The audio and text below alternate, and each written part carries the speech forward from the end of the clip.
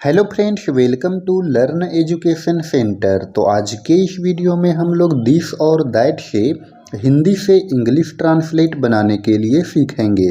तो चलिए शुरू करते हैं आज के इस वीडियो को।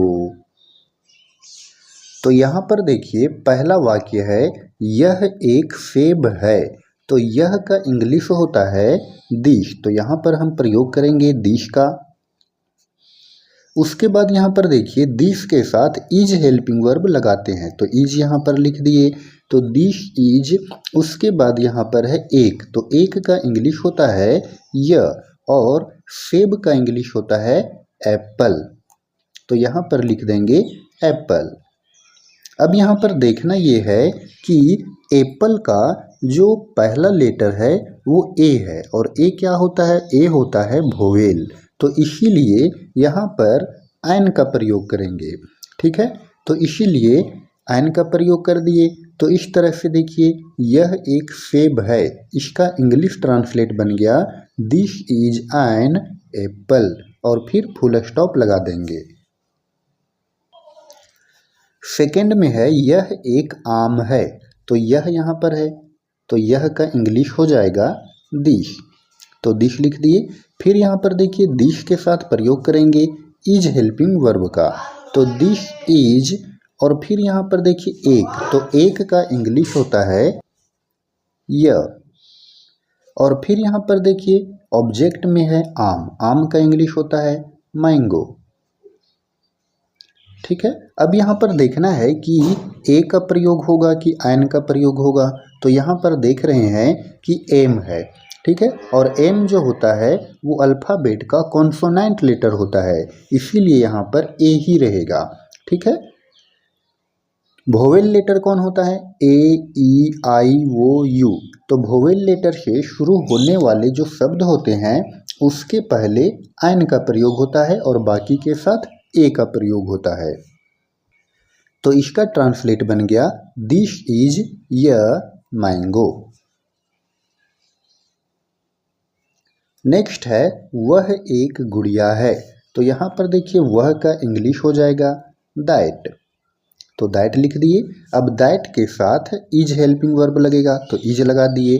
दैट इज, फिर यहाँ पर एक। एक का इंग्लिश होता है य, और गुड़िया। गुड़िया का इंग्लिश डॉल, और फुल स्टॉप लगाएंगे।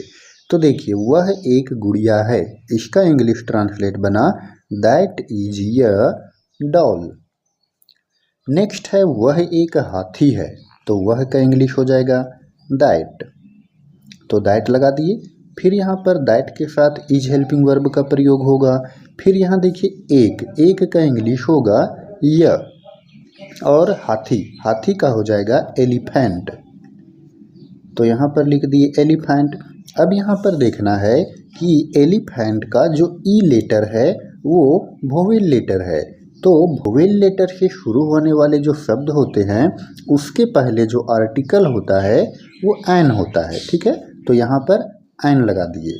तो देखिए, वह एक हाथी है, दैट इज एन एलिफेंट, और फुल स्टॉप लगा देंगे। ठीक है,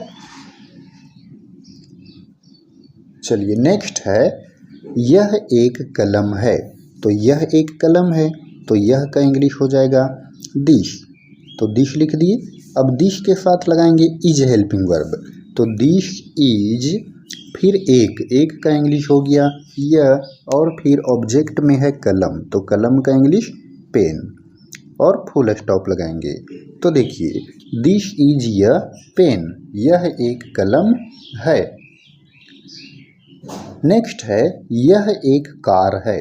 तो यह का इंग्लिश हो जाएगा दिस, और दिस के साथ इज हेल्पिंग वर्ब लगाएंगे।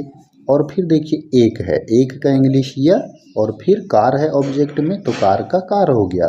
तो देखिए, दिस इज य कार, यह एक कार है। नेक्स्ट है वह एक छाता है। तो वह का इंग्लिश हो जाएगा दैट। तो हो गया दैट, और दैट के साथ इज लगाएंगे। दैट इज, और एक का इंग्लिश होता है य, और छाता का क्या होता है? अम्ब्रेला।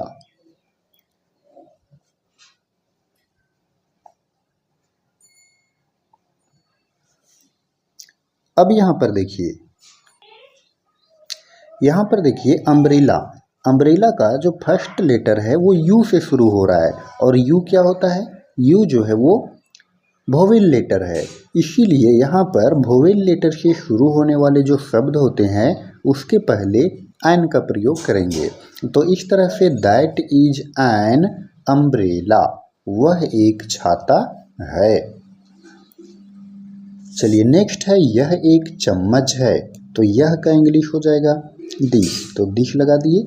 उसके बाद दिस के साथ लगाएंगे इज, तो दिस इज और एक का य।